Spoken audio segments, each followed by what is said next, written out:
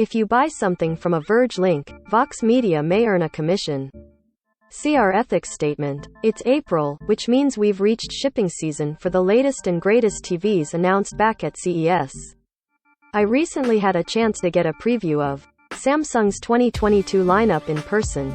Samsung is the #1 TV maker in the world by market share, and the reason for that success is that Samsung sticks closely to its smartphone strategy. There are TVs at every price point. Whether you want a giant 8K TV, there's still no reason to buy one of those, people, or a budget 4K set that's far more sensible in price. Last year, Samsung hopped on the big trend of mini LED TVs, which offer better brightness and contrast than past models by shrinking down the local dimming zone LEDs and cramming in way more of them. There are new versions of those TVs coming out this year, but I'm way more excited about the company's first ever QD-OLED set, the S95B. Yes, joining the rest of Samsung's 2022 lineup is a new 4K OLED TV available in 65 and 55-inch sizes.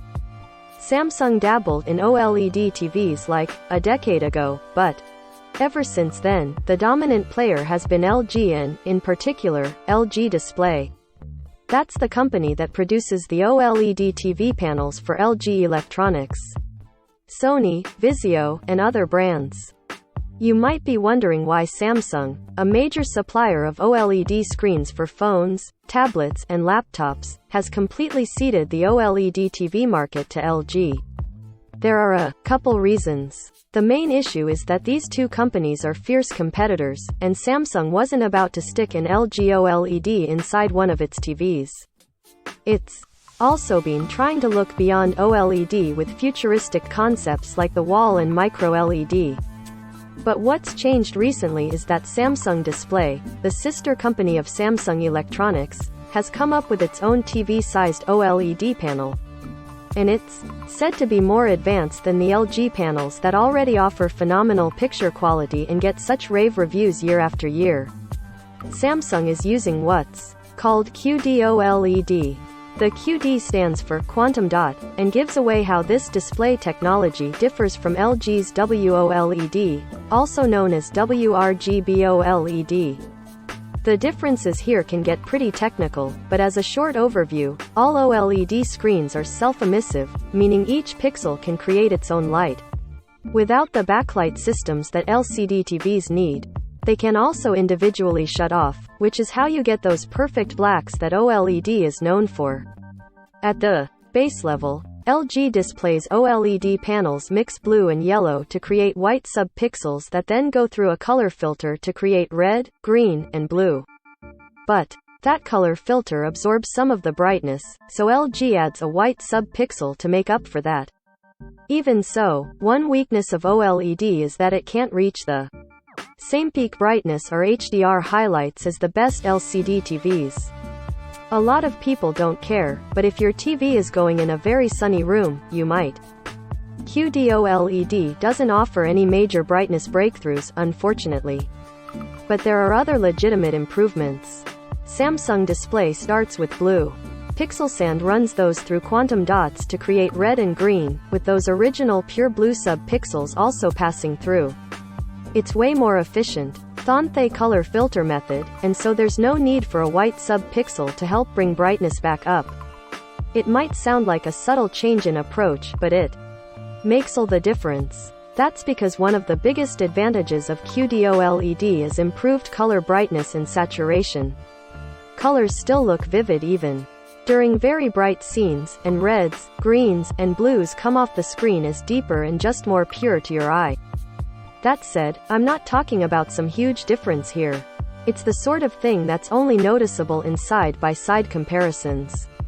And Sony, which is outsourcing these new QD-OLED panels in one of its high-end 2022 TVs, let me do just that a few weeks ago.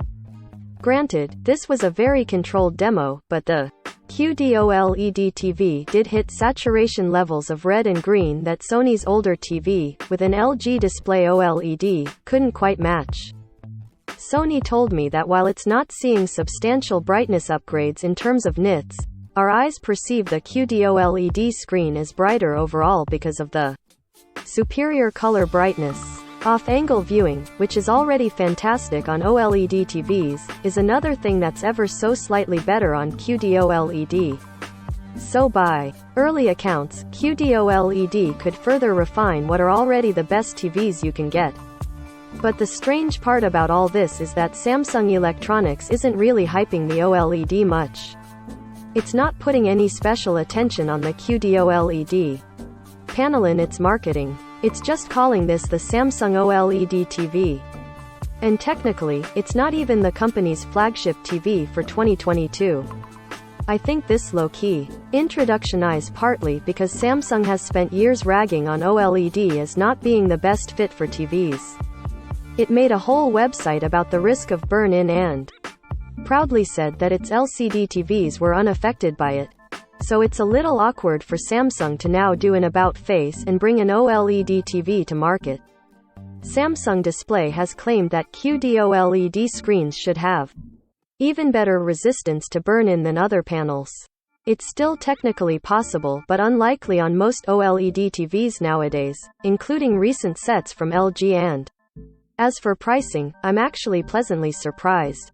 The 65-inch S95B costs $3,000, while the 55-inch size runs $2,200. That's expensive, sure, but comparable to what LG is charging for its own flagship G2 OLED this year, which features a brighter panel than ever before. So despite having a first-generation panel inside, Samsung isn't demanding some huge premium.